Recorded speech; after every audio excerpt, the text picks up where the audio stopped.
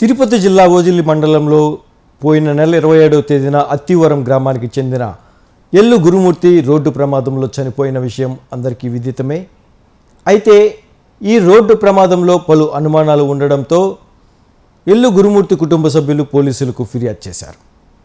ఈ ఫిర్యాదుతో రంగంలోకి దిగిన పోలీసులు క్షుణ్ణంగా దర్యాప్తు చేయడం మొదలుపెట్టారు.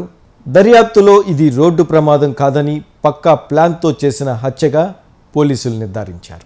ఈ హత్యకు సంబంధించిన నలుగురు నిందితులు మల్లి చంద్రకుమార్, మల్లి శ్రీనివాస్, మల్లి శరత్, యలమల సాయి నలుగురిని పోలీసులు అదుపులోకి తీసుకున్నారు. ఈ సందర్భంగా వారిని మీడియా ముందు ప్రవేశపెట్టారు. ఇంకా ఈ హత్యలో ఎవరెవరున్నారో అన్న అనుమానంతో పోలీసులు దర్యాప్తు కొనసాగిస్తున్నారు. కంపెనీ దాటిన తర్వాత ద్వారకాపురి కాలనీ రోడ్డు మీద జరిగిన ఘటనలో చనిపోయినటువంటి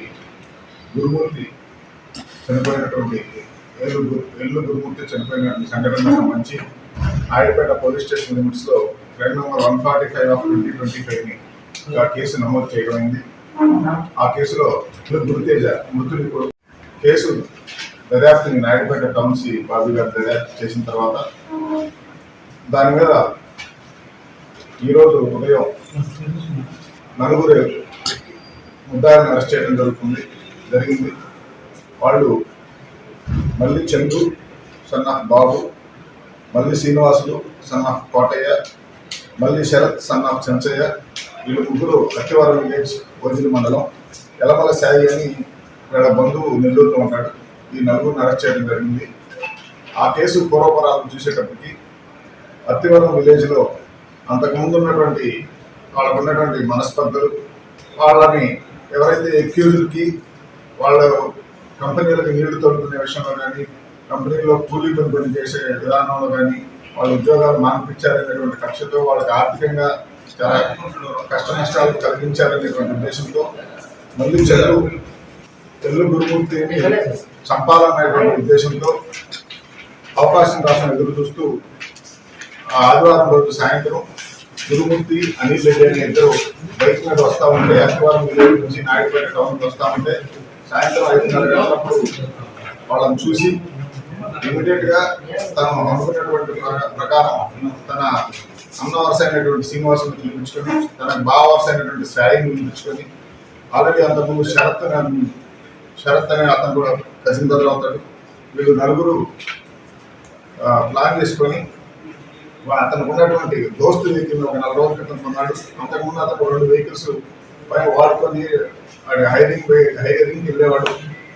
ఈ వాడు కొన్నటువంటి వెహికల్ తోటి గుద్ది చంపాలనే ఉద్దేశంతో ఆ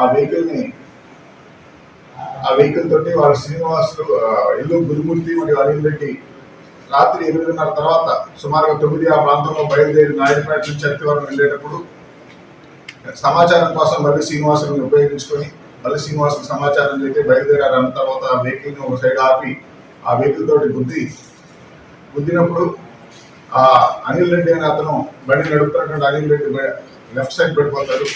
బైక్ పడిపోయింది.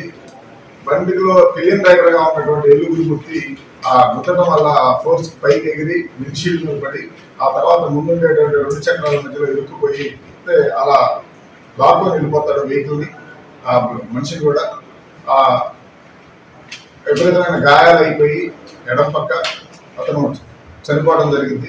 అది జరిగిన తర్వాత బండిని అడుగులు పెట్టేసి వాళ్ళిద్దరూ పారిపోయి మళ్ళీ సీనియర్ అతను పికప్ చేసుకుని అక్కడి నుంచి ఏదో దూరంగా బయట నుంచి వెళ్ళడం జరిగింది. సో ఆ కేసులో ఇది కావాలని చంపాలన్న ఉద్దేశంతో చేశారు కాబట్టి చేసి దాన్ని ఒక రోడ్ యాక్సిడెంట్ రూపంలో నమ్మించాలనేటువంటి ప్రయత్నం చేశారు.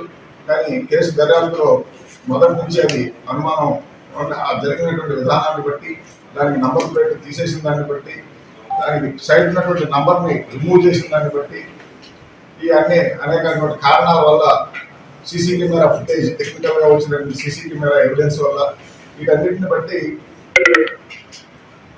వీళ్ళు కావాలని చంపాలన్న ఉద్దేశంతోనే అది చేశారు. ఈ కేసులో ఇంకా కొన్ని సాక్ష్యాధారాల కోసం, ఇంకా టెక్నికల్ ఎవిడెన్స్ కోసం ఎదురు చూస్తూ ఉన్నాం. అది వచ్చిన తర్వాత ఈ కేసు దర్యాప్తు పూర్తి చేయడం జరిగింది. ప్రస్తుతానికి అరెస్ట్ చేసినటువంటి నలుగురిని కోర్టు ముందు రిమాండ్ నిమిత్తం ప్రొడ్యూస్ చేయడం జరుగుతుంది.